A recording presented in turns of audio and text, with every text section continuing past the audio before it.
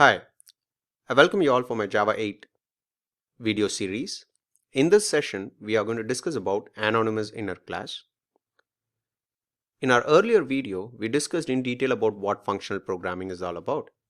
In continuation to that, this anonymous inner class is going to contribute a better understanding for Java 8 Lambda expression. Why is that we need to learn anonymous inner class now? It's because this Lambda expression will actually replace the usage of anonymous inner class. So firstly, we need to understand what anonymous inner class is. Once we get the understanding of the structure of the anonymous inner class, then probably we can enable the Java 8 Lambda expressions into the code. This anonymous inner class feature is there in Java standards for ages. This is not new in Java 8. Anonymous inner class you would have studied earlier. So keeping in mind that anonymous inner class stands as a prerequisite for learning Lambda expressions in Java 8, we will summarize what anonymous inner class is, or probably it's a kind of recap that we are going to do in order to learn Java 8 Lambda expressions. Now what anonymous inner class is all about, or frequently we used to call it as anonymous class. We don't use the term called inner, but actually it's an inner class. Anonymous inner class, very specifically. And traditionally, an anonymous inner class will not be given a name to it. That's why it is called as an anonymous class. So you don't have a name for it.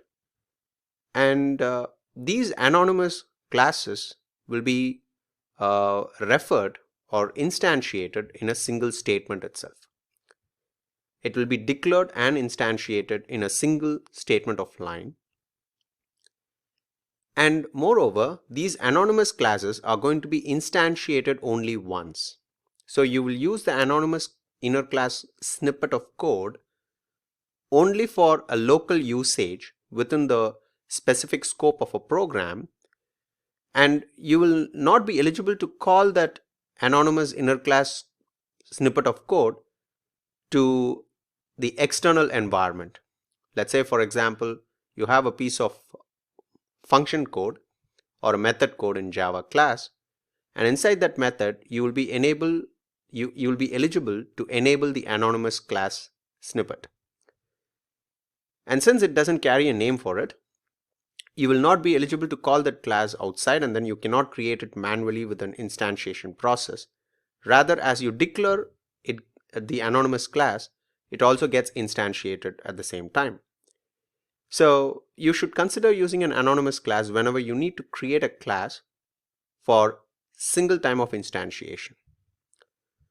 So post the instantiation of that anonymous class is done, you cannot create an instance for that anonymous class again using a code.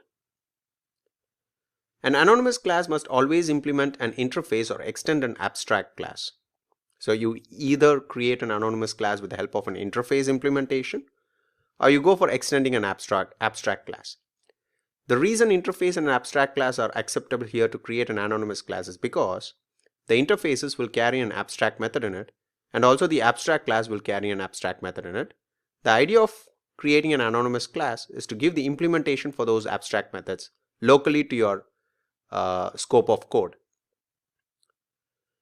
But whenever you create an anonymous class, keeping in mind that it should implement an interface or extend an abstract class, physically you won't use the keywords called extends or implements in your anonymous class. So while you create an anonymous class, there is no need for using an extends or implements keyword in your anonymous classes. Now you can see a template of anonymous class code here. You instantiate with the interface or the abstract class, and then you define a body for that instantiation. So this code seems to be a little weird because a new operator is used, and we use either an interface name or an abstract class. But if you notice, you cannot create an instance for interface or abstract class. But how do we go about creating an interface instance or an abstract class instance here? This snippet of code is actually not doing a creation of instance for the interface or abstract class. It is just a template where the signature of this instantiation refers to the anonymous class. And you have a body there.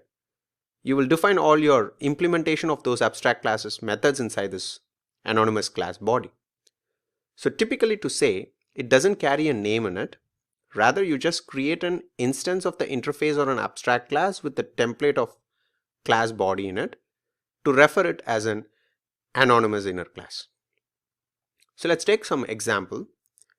Here is an example that implements an interface named runnable, which defines a single method named run. You all know what runnable interfaces are meant for. So if you want to implement a thread, you either go for extending a thread class or implement a runnable interface. And moreover, if you look at the runnable interface, you have a single abstract method. Highlighting here again, it's a single abstract method called run. So I'm going to use the runnable interface in order to create an anonymous class here. So if you see this sequence of code, you use a runnable variable and you try to instantiate a runnable. But practically, runnable is an interface. You cannot create an instance.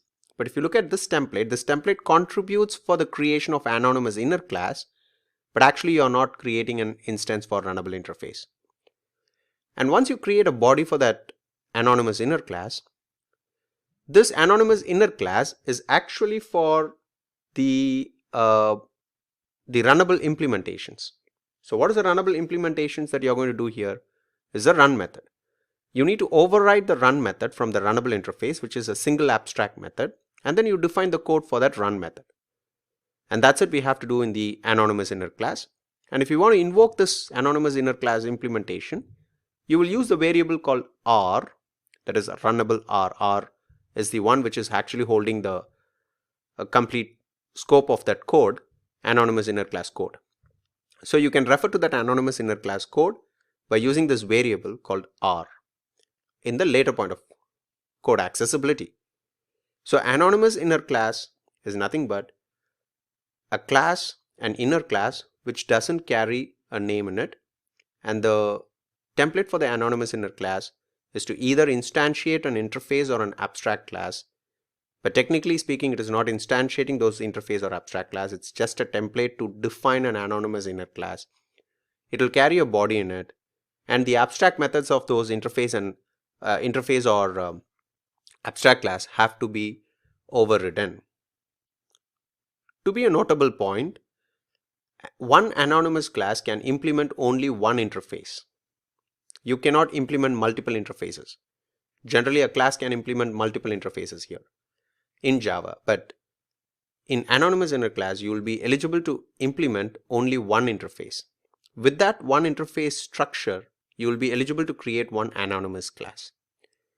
And the same is applied for your abstract class, because single inheritance is alone applicable in Java. So obviously you cannot go for extending more than one abstract class.